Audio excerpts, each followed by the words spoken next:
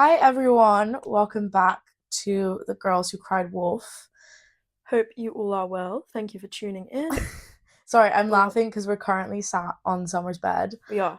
We decided to have a change of scenery, and this feels so formal. I think this is more comfortable. Oh, it's much more. It's more comfortable because Summer has stacked us both up with like 50 different pillows. It's a great time. I might scooch a pillow. Anyway. Actually. Oh, now I'm comfy. Now I'm ready to go. Cool. Episode 3. Welcome to or welcome back. What are we talking about today? Sorry. This episode will be, if you will, lighting a candle and kind of illuminating some literary ghosts of past women in the spirit of Halloween, sort of. Ooh. We were very set on doing a Gothic oriented episode. Yeah, because neither of us are gonna read like a crime or horror or not horror. Well, this is kind of a horror, but Gothic is just we're not gonna read a spooky story. That's just not happening. But that being said, in the spirit of Halloween, what is spookier than a woman who asks questions? Real. So and woman has her period. So yeah. Yeah. My condolences. No, not me, Carrie, babe. Oh, we're talking about Carrie today. Okay, cool. Stephen King novel. Yes. Excellent. I am not running the red flag at the moment. No. Waving the red flag. Yeah. Maybe. That is nice for you. Riding the crimson wave. There's so many euphemisms. We'll get into this later. There's so many euphemisms. Very for this kind of stuff. The phrase Shark Week. Yeah, I don't like this one. Episode 3, Monstrous Feminine. Well, let's start with a bit of an update. What have you got? How was your week? Okay. My week's been good. Or your day?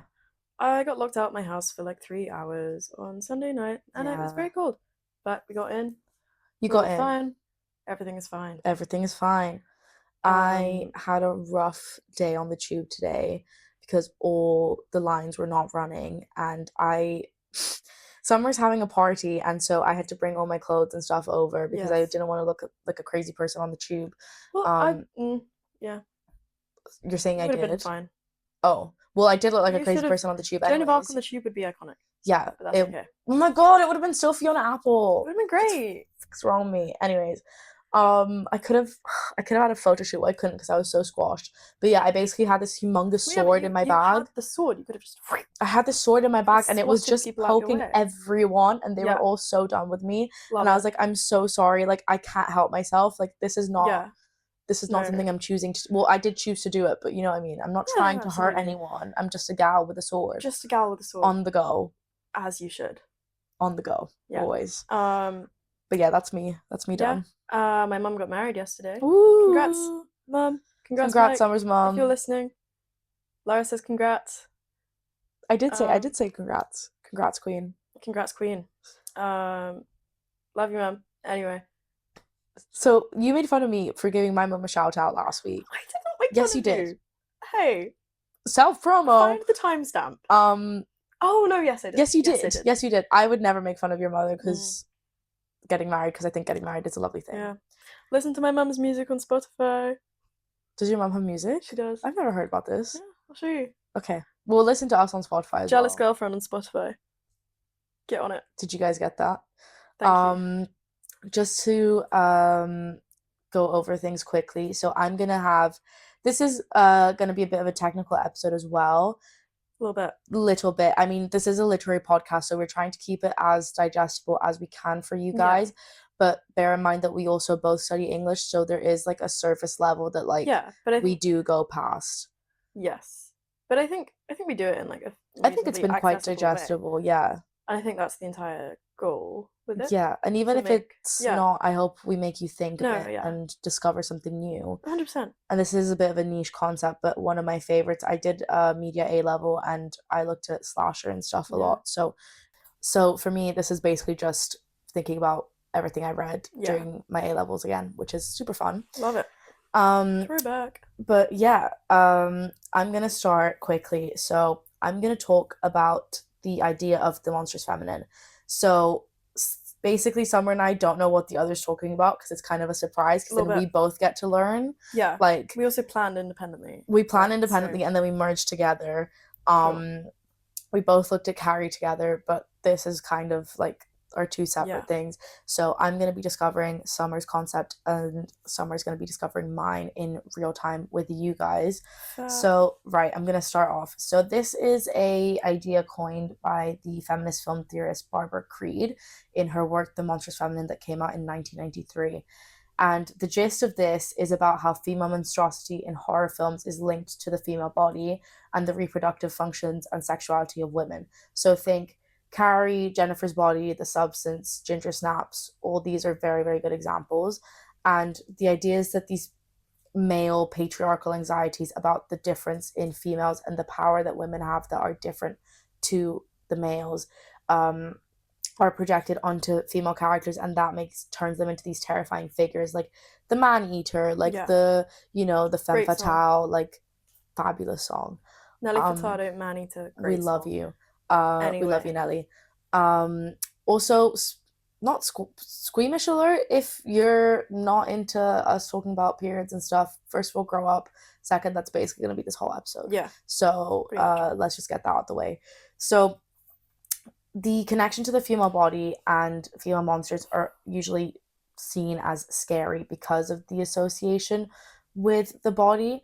So it's very, very much to do with the reproductive aspects and the sexual aspects of women. So Grendel's mother, who, for example, like we're going to throw it way, way back to Beowulf, Grendel's mother is not, I guess, our typical idea of a Gothic character, but it's a good example of this kind of female rage because her rage is amplified, like, as her status as Yeah. Grendel's mother because her son's Yeah. just been murdered. No, absolutely. And I think there are, in many cases in literature, female rage, the monstrous feminine, is more fueled by female experience and Mm-hmm.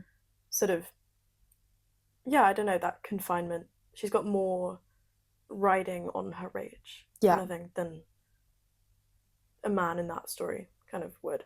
Yeah, and it's also her only way Yeah. of like showing her power. Yeah. No, absolutely.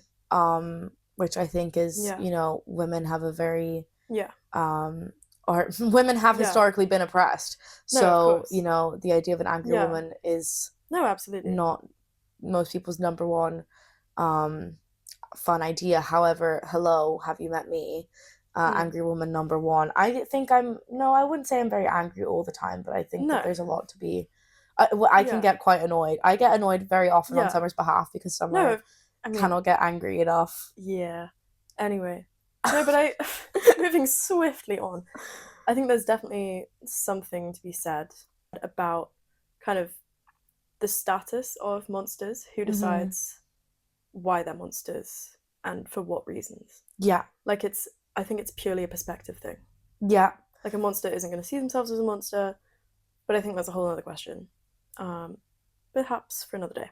But No, definitely. And not to skip ahead too much, but there's a quote from Carrie that I highlighted that I really liked when I read it this week. And it says, "This is the girl they keep calling a monster. I want you to keep that firmly in mind. The girl could be so satisfied with a hamburger and a dime root beer after her only school dance, so her mum wouldn't be worried."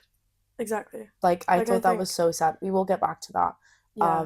But yeah, it is true. Conceptions, definitions, they're incredibly biased when it comes to monstrosity, and I think using Gothic literature as an avenue to explore that kind of gives you a bit more artistic license. Yeah, and in general horror, like another aspect of the monstrous feminine is to do with objection, like at the gross things, like Yeah. horrifying things, which are Yeah. often associated with bodily fluids. Or think of things like Alien. Alien is about like this whole like birth of like an alien, and it's like this womb anxiety. Or like if you Yeah. think about The Shining, the scene and where the elevators and the doors open, it's this like wave of blood. Like, that's something that some of us see once a month, obviously not the lifts, but like, Yeah. I think there's a lot to say about menstrual blood being like truly the only blood that is not shed in a violent manner, and Yeah. for it to 100%. be so But vilified and it's the one disgusting that's to everyone. the most repulsive. Yeah. Like, I'm Why? not saying everybody should go around free bleeding, because I don't really Yeah. fuck with that. If you fuck with that, good for more power each to their you. own. Yeah. But it is really Yeah, sad. but absolutely, it's the only blood not born of violence, Mm-hmm. and it's the one that repels us the most. Yeah. Not us. Yeah. But So as we mentioned quickly, yeah, patriarchal anxiety is a big factor in this. who decides what a monster is, as well as the symbolism behind this force that disrupts the male symbolic order through rage, through rebellion of the patriarchal structure of society. And it's also a concept used to subvert patriarchal norms, celebrating the powerful and rebellious aspects of femininity, turning perceived monstrous traits into a source of power and agency. Makes me think of Pearl. Pearl, my Yeah. queen. I love Excellent. Pearl. Mia Think about Goth, her every day. babe. Why are you Mia leaving me if I Gothic. didn't do anything wrong? I don't understand. I thought you liked me. Yeah. I think about that every day. That was a fantastic What if I rendition. did the rest of the Why didn't you be podcast? Pearl for Halloween? I thought I thought about it. Couldn't find a pair of overalls. Oh. Yeah. Or a red dress. Maybe next year. I've been itching to be We could Joan go of as Arc like for each 2 of years. them. We could get a group and be like the different pearls. Can I be Pearl yelling, Yeah. "Why did you leave me?" Oh my god, I have the same carafe Do you? from Urban Outfitters. Sorry.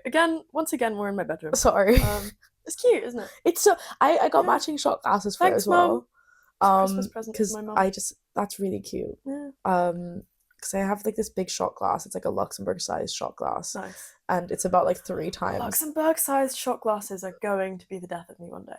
Oh yeah, they're Oh, yeah. they're huge. Unless you go to like one of them clubs It's and like they a give you the teeny triple ones. shot. They're terrifying. They're really scary. It's like the amount Big of up the water I drink in Berg. a day. I'm so excited. I'm going home tomorrow. I'm so excited. I miss you. I will miss you as well. Yeah. However, I will be only gone for the short period of 7 days. I don't think I'll cope. Anyway. Sorry. I don't know how I'm gonna cope. Podcast. Very quickly, do you want to talk about I'll go over the applications of the monstrous feminine in culture and such really quickly, and then we can move on to your topic. Lovely. So first, obviously, in myths and folklore, like one of our oldest forms of storytelling. So think of Medusa, think of Circe, this woman, like sexuality, power, and specifically Medusa, like the serpent, like the snake really looks when the snake is such a feminine animal and a symbol, because when it opens its mouth it looks like a certain body part. And this whole demonization of women as snakes, like even think of Taylor Swift and like the whole Kim Kardashian thing. It's very very intrinsically linked. Let's talk about cinema and contemporary media. Again, things like Pearl, Promising Young Woman, this whole kind of the things that you see, the like female rage edits on TikTok, and it's like the mother from Hereditary, Pearl, and I, Tonya. Yeah. You know, but it has really been a genre up on the rise, and I love to see it. Yeah. One of my favorite things to watch. Yeah. Do you want to talk quickly about Barbie? Yeah, so I saw something really interesting. I would not be able to find it for the life of me.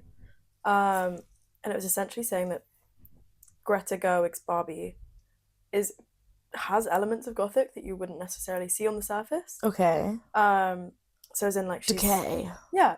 Well, yeah. But she's in like, this perfect world. Everything's lovely, everything's sunshine and rainbows. And that world starts to crumble, and she has this realization that she's an idea, a product, and not necessarily a person. Mm-hmm. And I think that reference to kind of like the uncanny, being haunted by like consciousness, is really, really relevant to Gothic. It kind of had me thinking, like, are there works that don't contain traces of like the Gothic genre? And if they do, I think they're, Bluey. fewer and... I'd say Bluey, the dog. Okay. Maybe that one. Maybe, but I think they are few and far between. Something, yeah. It comes into literature and media and film more than we realize. And I think that's a very valid point, Summer, and okay. I'm just being really annoying and pedantic. What's and I'm like, Bluey? Oh my god, it's like a kid's show. Like Caillou and shit. Okay. All right. Well, I don't know what the kids are watching. I reckon I could argue that Caillou is Gothic, but that's a story for another time. And then, obviously, in literary analysis, the archetypes of the witch, the vampire, the undead bride, all of these kind of things. And that's, again, the idea of the monstrous feminine is like the woman's sadness, the woman's anger. If you think about like the corpse bride and stuff, like that's very hard to him because this woman loves him so much. And then, idea, like, for example, not to bring everything back to Twilight, but Twilight, let's talk about it. Rosalie and Alice like being such like attractive Yeah. and objectively quite small, like innocuous looking women Yeah. being so powerful and strong Yeah. and being able to take down No, so 100%. much, you know, other. That was really badly worded, but just No, this no, I idea is love that. so scary to people of Yeah. someone that looks so innocent that can have Yeah. so much power Yeah. and like strength. Love it. So yeah, that's the Monstrous Feminine wrapped Vibes. up. What are you talking about, Summer? So I wanted to start kind of, way back when. Um, yeah, so there was a woman called Anne Radcliffe, and she was kind of um, said to be the mother of the Gothic novel. She's got a really good quote about terror and horror differences between them and kind of how they intersect. She said, quote, terror and horror are so far opposite that the first expands the soul and awakens the faculties to a high degree of life. The other contracts, freezes, and nearly annihilates them. And where lies the great difference between horror and terror, but in the uncertainty and obscurity that accompany the first, respecting the dreaded evil. Um, so essentially, if you kind of look into that, she said, terror expands the soul, and it's not something that's solely rooted in fear, but it's got an element of revelation to it. And I think in that sense, Gothic literature very much gave women specifically the platform to write about confinement, madness, and desire in, societies that didn't really want those topics to be touched Mm-hmm. by women. And again, I think using a more supernatural genre gives you more artistic license. Yeah. And yeah, just a bigger platform, I suppose. More Yeah, ability to. definitely. And I think it also horror. I really enjoy horror as a genre. I'm more like a body horror slasher kind of Yeah. enjoyer rather than like a psychological thriller or anything. Yeah. I mean, there is elements to that. Obviously, it's Yeah. all kind of intertwined, but there's just something so enjoyable to Yeah. me about like not even enjoyable, cathartic Yeah. about watching somebody like get like explode. Um, Like the and that substance, is where we differ. disgusting. Loved every single second of Yeah. it. Like needed to I get that out. I can't do horror movies. No, I not at can't. all. I can't. Oh I my can't god, do it. I'm number one slasher I fan. know. I love I think them. that's maybe like one of the only differences that me and you have. But I Yeah, can't. I mean, I wasn't really into them, and then my A level professor for media studies was super. He Yeah. was like, just do the slasher film, and I was like, slasher is so misogynist Yeah. and horrible to women Yeah. and disgusting. And then I did so much reading about it that it's actually like Yeah, no, absolutely. one of my favorite genres of film Yeah. now. And I'll go on about that more later. Yeah. Sorry to interrupt with But that. I think the distinction she sort of wanted to highlight was that horror very much just like kind of forces violence upon you quite suddenly. Terror is more drawn out, contemplative. Yeah. Like, yeah. And I don't know. I think it's a subtle distinction, but it's certainly there. I think No, definitely. And it also reveals a lot about what you are scared of. Yeah, like, absolutely. What you're scared of reveals a lot about you and things you need to work on in yourself. Yeah. No, 100%. Yeah. I think that as well. Yeah, and that kind of segues fairly nicely into a point I had about Gothic writers kind of using these motifs of madness, ghosts, hysteria as a sort of stand-in for silent voices, which again I think is why the genre is so heavily contributed to by women. Yeah. And you think about women trapped in castles, domestic spaces, consider the yellow wallpaper, which I might touch on more. I know I talked about it last week, but I think it's relevant again. So, but even like fairy tales, like the Brothers Grimm, and like, you've got like Rapunzel trapped in a tower, Sleeping Beauty, Snow White, etc., etc. Not conventionally Gothic, but I think they serve as a real metaphor. Like the confinement that they're in physically serves as a metaphor for real societal constraints that real world women in the readership will be experiencing themselves. Yeah. No. If that makes sense. That does make a lot of sense. Perhaps. No, it makes sense to me. Yeah, no, and if you look at like the pure essence of the Grimm fairy tales, they were a lot gorier and more Gothic than they are now. They've been really like dressed up and, made child friendly Mm. by, like Disney. Um, No, even child friendly. I think as a society we're very we need something yeah, things that are more palatable because now yeah. especially, with the phone and with the No, social media, absolutely. with social media, it like you almost become desensitized to a Yeah. lot of things. No, absolutely, Like yeah. even, thinking about like the Palestinian genocide, like you see so Yeah. many clips of that on Instagram, and people almost forget that like these are Yeah. real people going through a real thing, and Yeah. it's not just something on your phone that's pretend. No, 100%. I think people really Yeah. struggle with the difference between like with the violence in general as a Yeah. concept in modern society. No, I really agree. I think ongoingly there's such a battle between keeping things light and palatable and, kind of allowing things to be horrifying in their own manner. And I think there's just a real conflict between whether or not that's something that people want to see, whether it's something we need to see, be exposed to, Mm. or whether, we should just keep everything very nice and sanitized. I mean, what's your Like, opinion? I don't think so.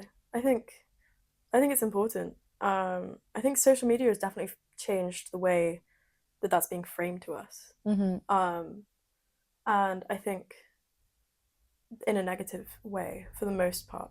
Like just seeing kind of, say you're scrolling through TikTok, you see an eyeshadow tutorial, then you see a video of children being hospitalized in Gaza, and then you see, an Italian brain rot ballerina Yeah, cappuccino. What is that doing to our your brain brains? is just fried. Like the speed at which we're intaking that information Mm-hmm. is just not designed for our Yeah, brains. definitely. I mean, I've deleted Like, the Instagram again. I yeah, don't think you have it in fair. solidarity. I didn't know you did. Well, I'm telling you now. Okay. Well, I did like yesterday because I Well, couldn't get through any reading, so I was I just run the looking at podcast reels. Instagram. I can't very well delete That's Instagram. true. You can't do that. Okay, it's I'm gonna okay. allow you to Thank you. maintain your Instagram for now. I'm gonna still Um, enjoy my brain rot.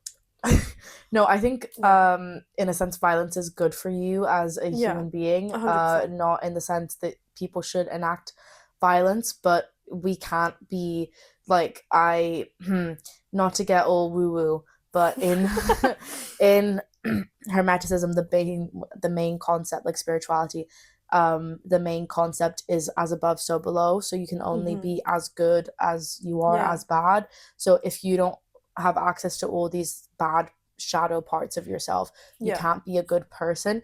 And I agree with that No, a lot. Like, absolutely. yes, I have thought about, beating people up and like Yeah, I being, mean, a horrible person. Do I do that? No, because I'm not trying to go to prison. no, 100%. I probably would for sometimes I'm angry. Yeah. Like I would be locked up. What do I do? I Yeah. watch a horror film. Yeah. Helps me get it out the way. I respect that And a then I lot. like if I Yeah. squint close at like my eyes enough, like I Yeah. can just imagine people's Because I think heads, there's a point I'll touch on later. But I think like the terror horror genre as a media um is kind of a really good way to externalize your fears, anger, rage, whatever it may be, because it makes it something visible, something tangible. Hmm. And it's, cathartic, as you said. I think Yeah, it's, I mean, I think there's also a lot of things that, I mean, personally in my life, I've felt growing up, and in general, I think a lot of the reason that I am quite an angry person, and I've calmed down now, but yeah, um, compared to when I was younger, but I was never taken seriously unless I was very angry yeah, about something. So my default is always to get angry so people respect me and, yeah, feel threatened by me and stuff. And like, obviously, I don't like to hear when people are like, oh, I was scared of you, blah, blah, blah, which doesn't really happen yeah, anymore now. But like, it is really the only way that I felt that I could have been taken seriously. And now growing up, I realized that that's not necessary yeah, anymore. for sure. Don't need to threaten people. Does it come It's out very mature sometimes? of you. It does, but I'm trying really, really hard. I don't think we can go an episode of this podcast without talking about Virginia Woolf. Of course, our namesake. Um, yeah. So I think, in a sense, she could be considered a Gothic writer. Mm. This episode is just me saying that everything is Gothic. Well, everything is Gothic to Everything me. is Gothic. Yeah. I see the world through my emo eyes. Stream Paramore. Um, That is who I was thinking of. yeah, it was. My Chemical Romance. I was listening to some emo stuff today. I was really going. We've also, okay, we're just gonna have some running themes through these episodes, and it's gonna be Virginia Woolf, My Chemical Romance, Twilight. Yeah. I think they're going to come up every time. And, you know, whatever Laura's angry about that week. Yeah. If you don't want to hear it. If you don't want to hear it, see ya. Tough luck for you, because you're listening to the next half an hour of us yapping on. Anyway, but yeah, in terms of kind of her stream of consciousness, I think it serves sometimes as a sort of psychological ghost story, and in that sense it's a little bit gothic. Like she's very... No, please, sorry. please. If you think about it, I think a lot of people, I'm like a journaling freak. Yeah. Like I have like a bajillion different journals, and I write because otherwise like people would be harmed. No, 100%. As we have established. But I think there's also something really scary about letting yourself write a stream of consciousness. Like your own fear, like what am I really thinking? What are my real feelings? Yeah. Why, you know, exploring that part of yourself is also a horror in itself. I agree. Aside from just reading it, also being the person to write that. I agree, yeah, for sure. But yeah, I think, like she's got a short story called Street Haunting. Yeah. Come on. She's got to write it. But in terms of like tie-ins with the podcast title, I think... Sorry, I just called Virginia Woolf Shorty. Yeah, I decided to swoop past that, but that's okay. This is getting cut out. She is a shorty. Anyway, but yeah, I think like the idea of... Like, obviously, we've subverted the title "The Boy Who Cried Wolf" with "The Girls Who Cried Wolf," as in Virginia. Was that a woo for Halloween? Well, I needed to signify that there were two O's. Well, I was going to say it's our Halloween special. I'm really excited. Oh yeah, that too. Works on so many levels. But like just the idea of like women being believed, and their voices being heard or not heard, and crying and pain and... Yeah. Truly, I believe we are the nightmare of a man in the 16th century. Oh, yes. Like, us two just yapping, they would freak. They would freak. So good. Great. Sorry. Yeah. No. And then just to touch again on the idea of Gothic spaces, think the castle, the attic, the locked room. They, as mentioned, serve a metaphorical purpose of this repression, this forbidden knowledge that you're not supposed to have. And I guess Gothic literature provides the door to explore that. Yeah. Kind of with artistic license that isn't necessarily so grounded in reality because it's supernatural. And I think if you think about kind of Jane Eyre's Bertha Mason as a literal woman in the attic, she's kind of a physical manifestation of everything women were told to suppress. Rage, sexuality, grief, etc. And she is locked away, but she still manages to haunt everything. I think that a lot of power comes from that. Yeah, very similar to Kathy in Wuthering Heights is what I'm thinking. I want to haunt someone, so... Oh, I haunt people daily. Yeah. I haunt my ex-boyfriend daily because every time anyone sees Twilight, Lana Del Rey, or Hello Kitty, they're thinking about me. Yeah. Or anything Italian. Yeah. Like... my name's Summer. You can't go out in June to August without seeing my name everywhere. It's great. Unforgettable. Every time one sees the sun, they think of you. Right. Okay. And then also just on that idea of Gothic space, I think the yellow wallpaper is really relevant again. Because the wallpaper itself in the story is the subject of both the narrator's torment and her liberation. Like, you remember, like, she sees this woman kind of creeping behind it, she's trying to escape. The protagonist ends up tearing that down, and she kind of becomes what she's been seeing. And I think there's a notion there that madness can serve as freedom, in a way. No, which I think is really, really definitely. I think madness does serve as freedom. Yeah, absolutely. I definitely think so. I would be very free if I could just behave the way I wanted to. I want to be sent away to the sea. Yeah. Do you know what I mean? Yeah. When a woman goes to the sea, I want that. Yeah, there is a lot about being said about, you know, having to, you know, social behaviors and stuff. I think that's what I love so much about the feminine rage kind of subgenre. No, absolutely. Because it is very, for sure, you know, something I dream of. Yeah. To be unmedicated, truly. Right. Teeny weeny side note on the being sent to the sea. Do you know that there was like actual logic to that? They just didn't know what it was. Well, they thought that like the sea had like something like religiously healing that it would do to you. So it does, though. Yeah, I agree. But also, women living in cities would just be sent away from their country homes, or like women living in houses with asbestos would get sent to the sea and they would get better because they weren't near the asbestos. And that makes sense. Also, sea is so good for you. Like when I was sick when I was a 100%. child, I used to go to my grandparents in Italy all the time because it was just by the sea. So like it's really good for your lungs and such. And it's the asbestos. And the asbestos is truly everywhere. I was in a comm last year and I spent a whole year with builders looking out my window. Well, in my window. I missed a class once because I was too scared to get dressed. Yeah, because I couldn't get dressed. Because there was these builders Did you not sat have outside. curtains? I'm sure. Yeah, but I couldn't pull them over. Why was that? I wasn't wearing pajamas. This is my first week of like living by myself. I was like, I can sleep naked if I want to. Never happen again. Yeah. No. Well, that'll teach you. That taught me. Can I go out on a limb and say, let's talk about wars? The uterine war? ... Ooh. That's a fantastic segue. Please. To what? Like spaces and walls. Oh yeah, no. Like let's, wall. Like woman sheds the wall every month, and I think it really reminds me of The Shining. Wow.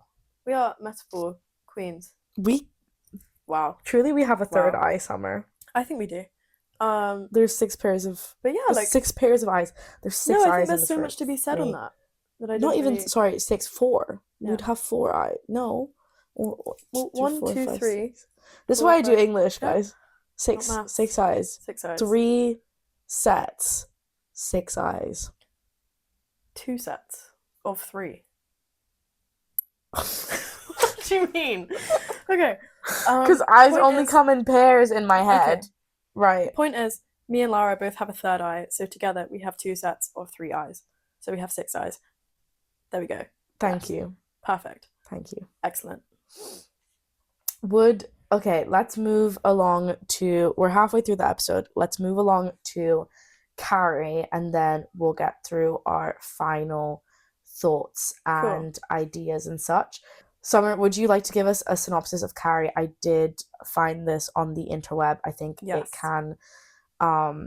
it's more succinct than something I could have written. I did alter it a bit, but if Summer's reading is a bit choppy, that's why. No. Well, not your reading, but the sentences. We'll see. That's not what I mean. No, what I mean. Let me. Wow. Sorry. Okay. Okay. Plot synopsis of Carrie. Carrie White is a friendless, shy girl. Same. Living. Hello. Hello. That was an easy opportunity. I'm sorry. Hello. I'm dead. Summer has no friends. I'm dead. I am a shy girl. Anyway. Okay. Well, are you friendless, Summer? Carrie White. Summer Brushan is a friendless, shy girl living under the thumb of her domineering and ultra-religious mother, Margaret. No, I love my mum. Sorry. I'm not Carrie. She is also tormented by her peers at school. Carrie has telekinetic abilities, the power to move objects with her mind. If you could have a superpower, what would it be? Teleportation. I was going to say the same, because I'm always late to everything. Yeah. And also I wouldn't have to get the tube anymore. Game changer. Even though I am tube princess. Wanna go on holiday? Yeah. Done. No, for real. Because the most expensive... Like, I'd save so much money flying home. Yeah. Well, I wouldn't save... My dad would save money 100%. On me flying home. 100%. The power to move objects with her mind. She discovers this gift, but it eventually becomes a weapon of terror. The central conflict is driven by the bullying she endures and her mother's extreme religious beliefs. The breaking point is a cruel prank at the prom, which pushes Carrie to use her powers to get revenge on her tormentors. After being humiliated at the prom, Carrie unleashes her powers. She causes chaos in the town of Chamberlain, Maine. Sorry, my voice is going weird.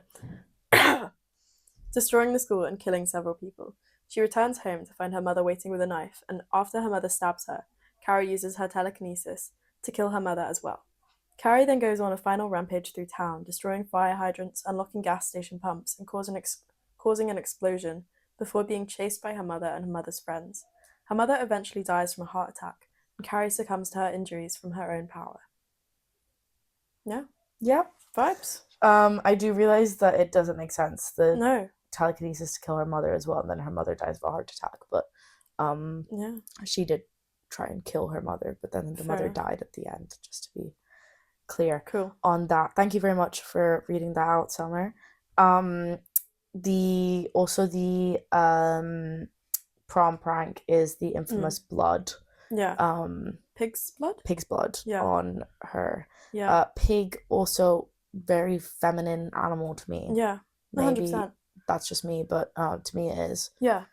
Pigs and chickens kind of and cows kind of give me the Chickens. same Well, yeah. vibe. But I mean they're all kind of like Chicks. female Yeah. animals. Yeah, that makes sense. But I they mean, just we have a call very women feminine. chicks, birds, That's because pigs. of that's because of their beaks. Beaks? That's because of the beaks. What beaks? The beak of the bird. What does that have to do with women? That's why they call it the birds and the bees. I said the chicks and the Yeah, but birds. why do you think women are called birds? What does this look like? A beak. No. Vagina Summer. Oh. That's why. Are you sure? 100%. I thought it was Because the just bee like. has a stinger and the bird's got a Oh. beak. I thought it was because they were like caged. Oh, that's more poetic. That Okay. is why Okay. that's called that. I hate being called Nothing bird. annoys me more than being called a bird. Yeah, no, Ugh. somebody Just ignites can't say a who, but somebody rage. called me that once, and I actually lost my everything. I lost it. Yeah. I was not happy. I am Yeah. not anyone's bird. Yeah. I am not like no. Yeah. No, I'm not a bird. I truly can't tweet. Yeah. I can tweet, but I Yeah. choose not to. This is called X now. That sounds very silly. Just want to talk quickly about some of the background of Carrie. So Carrie originally was is Oh, can I chime in? yeah. Birds lay eggs and women carry eggs in their bodies, and that's why women are called birds. Okay, well, I swear That's what somebody's Reddit says. but you can't say that. You know I'm inclined to trust Reddit. Okay. Anyway, sorry. Carrie, go. Anyway, so this was Stephen King's first novel. He wrote this because and it came out in 1974 in April. Yay, April. But this came about because somebody suggested that he write a horror story about a girl. So the first story he wrote is the period scene, and that is the scene at the start of the novel where Carrie gets her period and in the locker room, the girls' locker room, and in the shower. It's very, very dramatic in the film. Love to see it. But basically, she gets bullied by the girls in her year, and they basically attack her with tampons. So I've got a lovely quote here that Summer's going to read out. Which one? A tampon suddenly struck her in the chest and fell plop. That's nice. Okay. A tampon suddenly struck her in the chest and fell with a plop at her feet. A red flower stained the absorbent cotton and spread. Then the laughter, disgusted, contemptuous, horrified, seemed to rise and bloom into something jagged and ugly. And the girls were bombarding her with tampons and sanitary napkins, some from purses, some from the broken dispenser on the wall. They flew like snow, and the chant became plug it up, plug it up, plug it up. I don't know. Plug it. Cool. Yep. Plug it. So yeah, this is the first. So right from the start of the novel, we've got this like symbolism and motif of blood. And there's another quote that Summer's gonna read out, and Eve was weak. Oh. And Eve was weak and loosed the raven on the world, Mama continued. And the raven was called Sin, and the first sin was intercourse. And the Lord visited Eve with a curse, and the curse was the curse of blood. Carrie. No. Okay. Oh yeah. Sorry. Carrie is upset with her mother because her mother did not educate Carrie on her menstrual cycle. Carrie's mother, Margaret, is like a religious fanatic, and she's convinced that getting your period is punishment for sinning because she had Carrie after sinning, and so she believes that like the childbirth was like a consequence of her sin and such. Yeah, obviously she's very upset, Carrie, because she's like, how could you not tell me? I've just embarrassed myself in front of everyone. Carrie's mother's also extremely, extremely abusive towards Carrie throughout her life and in the novel. So, you know, obviously not nice to kill your mom, but in Carrie's situation, it's a kind of a Gypsy Rose situation. Nice. Yeah. Um, so yeah, this kind of idea, I really felt very not touched, but very emotional. I don't know how to say this, but like there's something about Carrie's mom that really gets to me because I feel so bad for her Yeah. that you've internalized this idea of your, again, this hatred of menstrual blood so Yeah. much to the point that you're torturing your own daughter Yeah. and slut shaming her for getting her Wild. period. Yeah. Like, and 100%. of course, this is a very extreme and dramatized version of it, but it's not like, society really Yeah. thinks any different. Like, having a period is really treated like a curse. Like, you're not meant to talk about it. You're Yeah. Like the amount there. of euphemisms we have for it Yeah, that we were illustrates talking that about. enough. Yeah, the Yeah. way that people get really uncomfortable. Like, I don't really feel this. I have with my male friends, I don't really feel like that's anything Yeah. uncomfortable now because we've gotten to an age like where it's kind of like Yeah. let's get over ourselves, and I grew up with them, like No, no one 100%. cares anymore. But like I oh my god, I remember when I was in year 7 and I got my period. Well, I had already had it at this point, but like I got my period one day and then I had a stain, which so Yeah. normal, Yeah. Yeah. happens Yeah. all the Yeah. time, not weird at all. You've got blood running out of you, like fair enough. Yeah. Didn't catch it in time, somebody saw it, made fun of me, and I was so upset. Yeah. And the next day I stood up in form and I said, yeah, I got my period yesterday. Your mothers wished that they got their periods and they had you. And I got in so much That's trouble. so funny. I That's got in so so good. much trouble. And then there was No, like, I but remember these valid. like children sitting in the back, these like boys, and they're like, Yeah. what's a period? Like, whatever. And I was like, Incredible. actually ridiculous. That's so funny. But yeah, sorry, side No, note, no, no, I it's used to be a fine. baddie. But yeah, that was a funny tale from my youth. I just remember feeling so Yeah. embarrassed about that when I No, was younger, 100%. and that would kill me if my daughter was going through that. Yeah. So let's go through some more quotes from Carrie. Hmm. I again, like, Carrie's really something that I feel it's the first Stephen King book I read. Well, the only one I've finished. And it's just a story that really resonates with me. I also love Live Through This, the whole album, and that's Yeah. obviously Carrie inspired. And I did Yeah, a yeah, photo yeah. shoot for that as well. Sick. Kind of Cindy Sherman archetype idea. Just threw in a quote. Aren't you getting to be the Joan of Arc around here? I seem to remember that you were in there pitching with the rest of us. This is a power struggle between two of the girls in the novel, and I just threw that in because I want to say I'm dressing up as Yeah. Joan of Arc today. Yeah. I was gonna bring that up if you weren't. Yay! I'm so excited I'm because excited. last year I was collecting bottle caps to try and make chainmail, and then I go home and my mother had a sparkly gray chainmail looking silver like set, Mm. and I was like, you didn't Didn't think to mention tell me? this. Yeah. But yeah, it's in the bag. It's in the bag. And I found Stunning. matching shorts Amazing. yesterday. Stunning. Big shout out to other Laura, because like I say other Laura because I just don't want people thinking I'm shouting myself out. Yeah. Laura fixed the shorts for me today. Thank you very, very much. Love you. And another one I really liked is Jesus watches from the wall, but his face is cold as stone. And if he loves me as she tells me, why do I feel so all alone? And that really made me Yeah. very, I think there's a lot to Yeah. say about religious trauma and how that informs this Oh, novel as 100%. well. I Yeah, think for sure. there's also a lot to say about, Catholicism and women, not necessarily the most, I say as a Catholic, not necessarily the most, you know, female Forgiving. tolerant Yeah. religion. I remember I wanted to be a priest, and I told my priest, and I was like, I'm gonna be a woman priest, and he's like, nah, baby, you can't.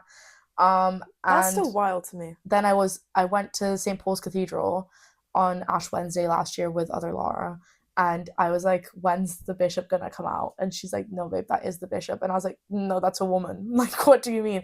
I was so confused because I Oh my didn't god. first of all, I thought St. Paul's, like, come on, St. Paul's. I thought it was a Catholic church because there's a saint. Yeah. My fault. Second, I'd never seen a woman priest, bishop, Was she hot? anything. Was she a hot priest? I couldn't see from Was she that a hot far. bishop? I'm sure she was. I couldn't see her Okay. because it was quite packed. Sorry. But Fleabag mention.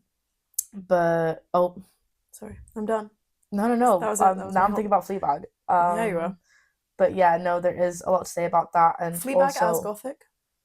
Fleabag is so emo, so it's definitely Gothic. Okay, cool. Sorry. But yeah, even do you know like Lilith and stuff?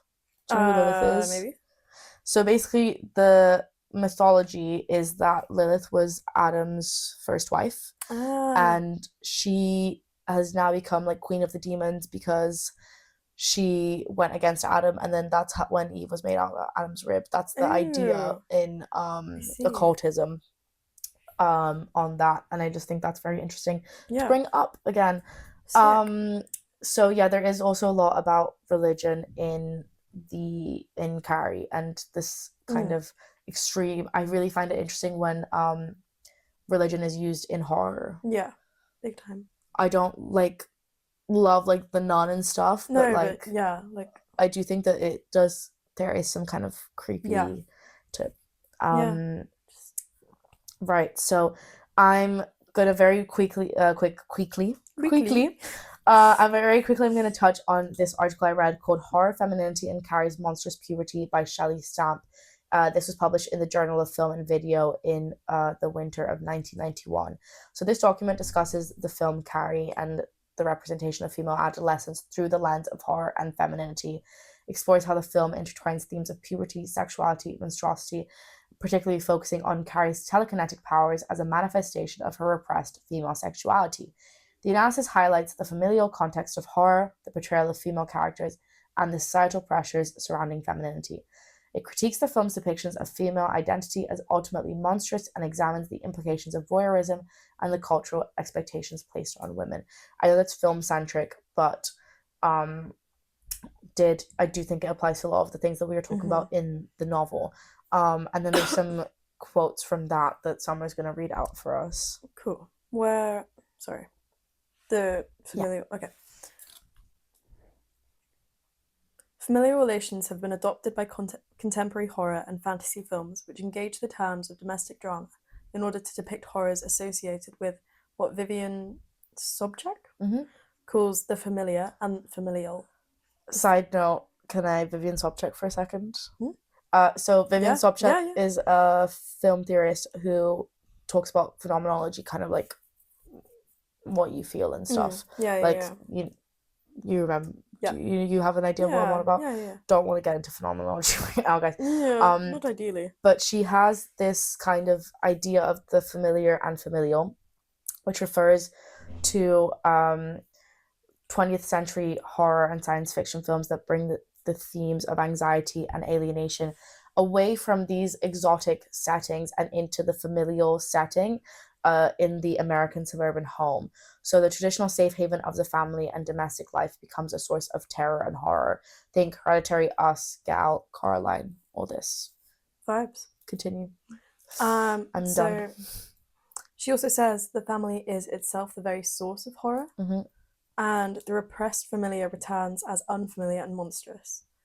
Carrie engages the language of fantasy to represent the terrain of female adolescence.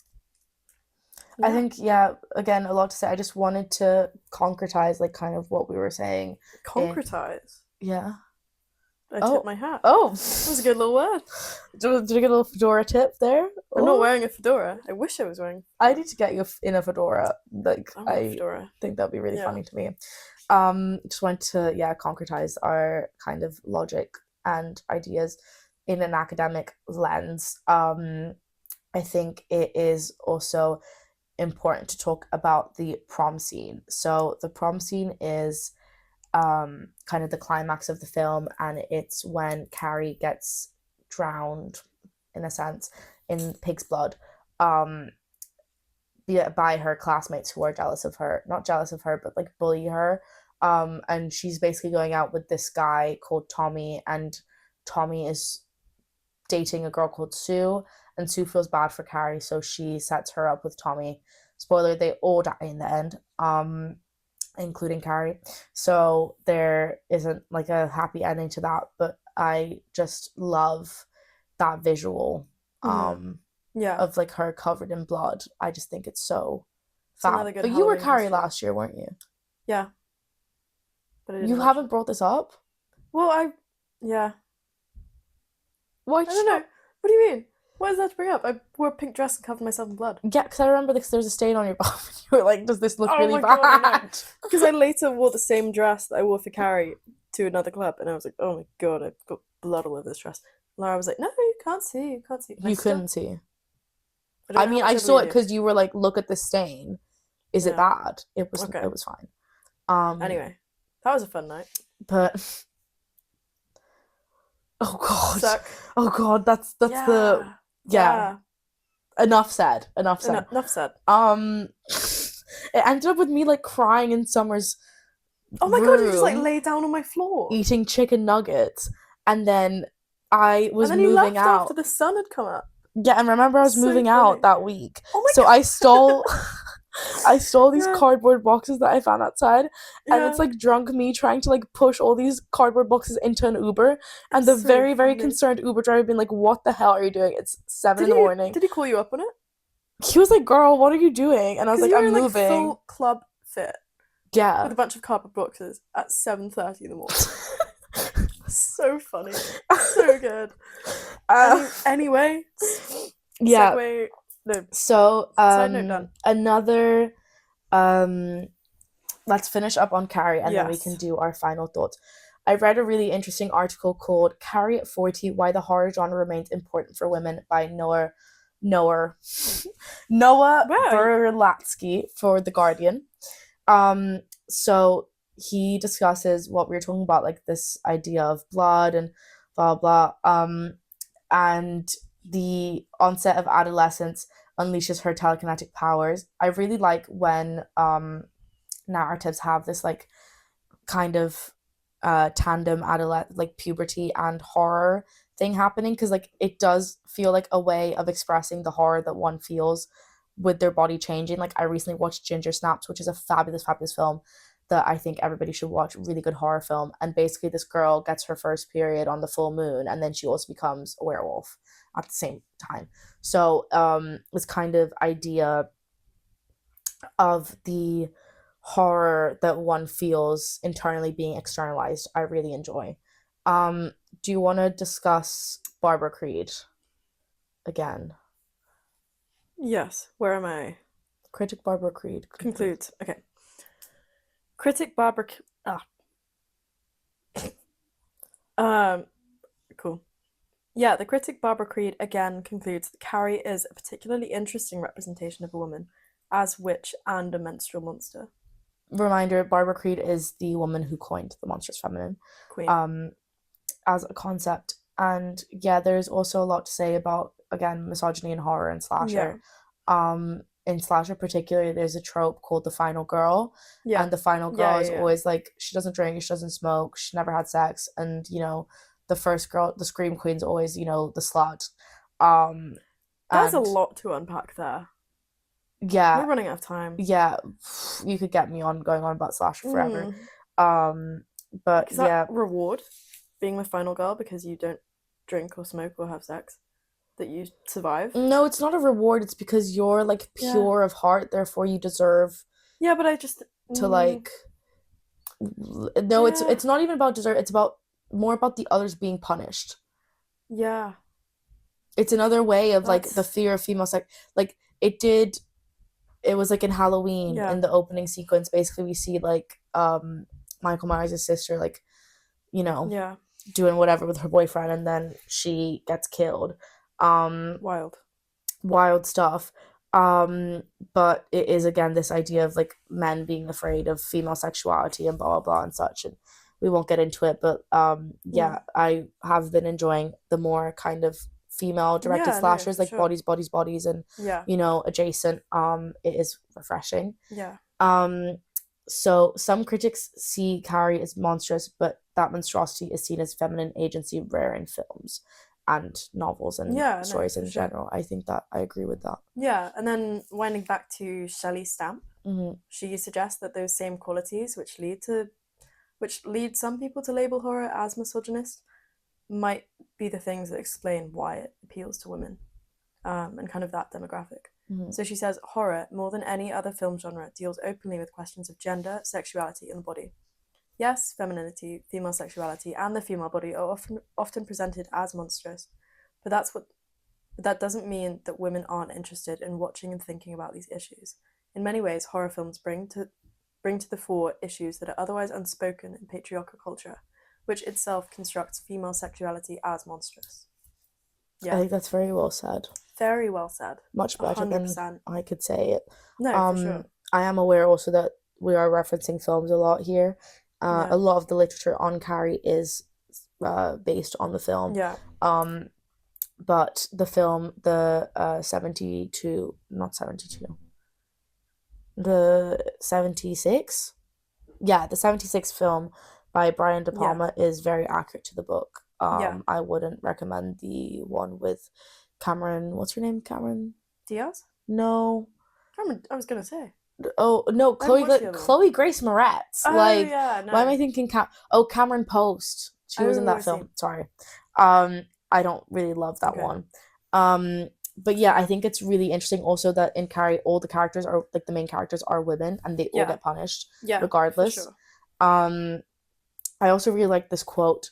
Horror movies are a world where money can't save you, privilege can't save you, strength can't save you.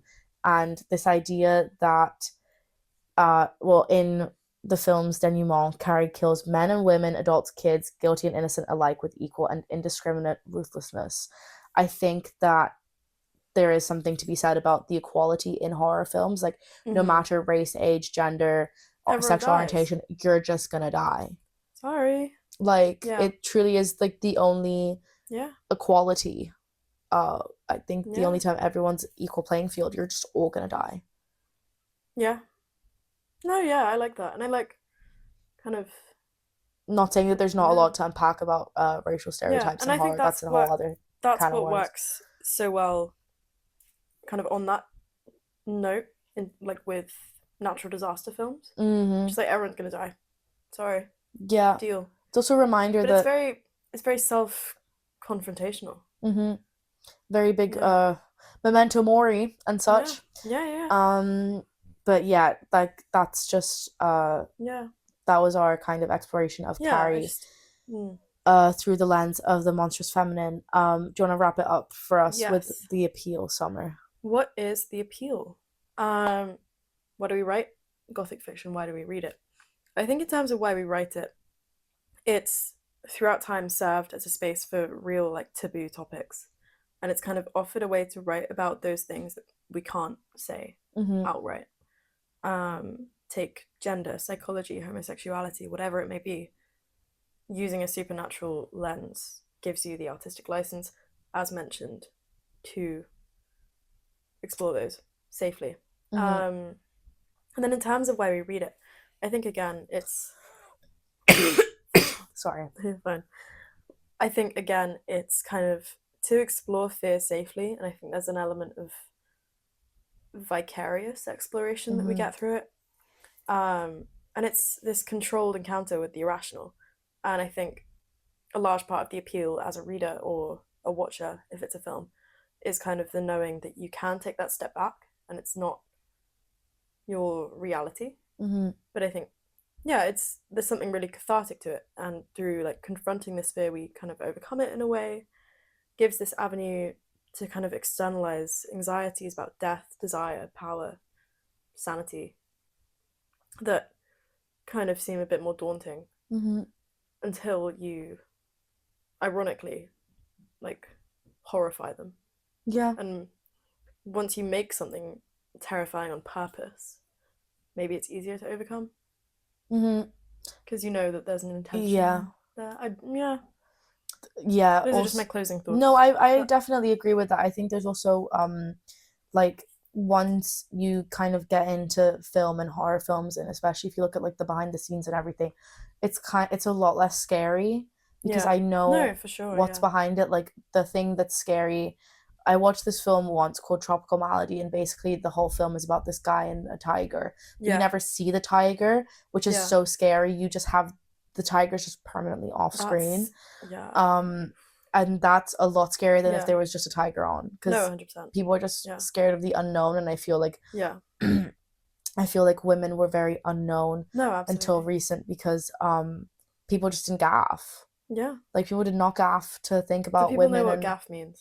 oh That's give just part of a your vocabulary. give a You can't swear on this. gaff stands for give fuck, and my lovely friend Tatiana, she decided one day that she was gonna start saying I don't give a gaff, and Why would you it's say give a gaff? don't go on about the grammar. She Oh. feels a certain way about that. Do you know about the telephone, like the network provided gift gaff?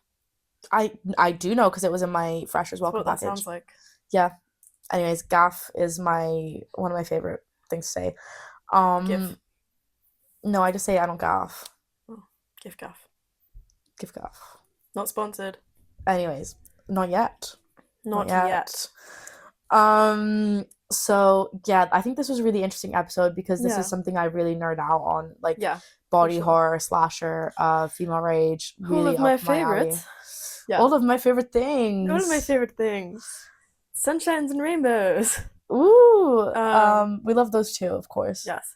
We're women of duality. Yeah. Well, yeah. Shall we do some admin really quick? Yes. If you liked this episode, please leave us a review on wherever you're listening. It really, really helps us out. Thank you so much to everyone who's been listening. We've been seeing the analytics, and it makes us so happy. If you can't be bothered to leave a review, in the Halloween spirit, just whisper it into a mirror like 3 times if you want. Yeah, if you whisper our name in the mirror 3 times, we'll actually appear behind you, and we won't leave, and we'll sit down and we'll talk for an hour. Talk your ear off about literature. Yeah, and you're gonna be like, no. It's gonna be a great time.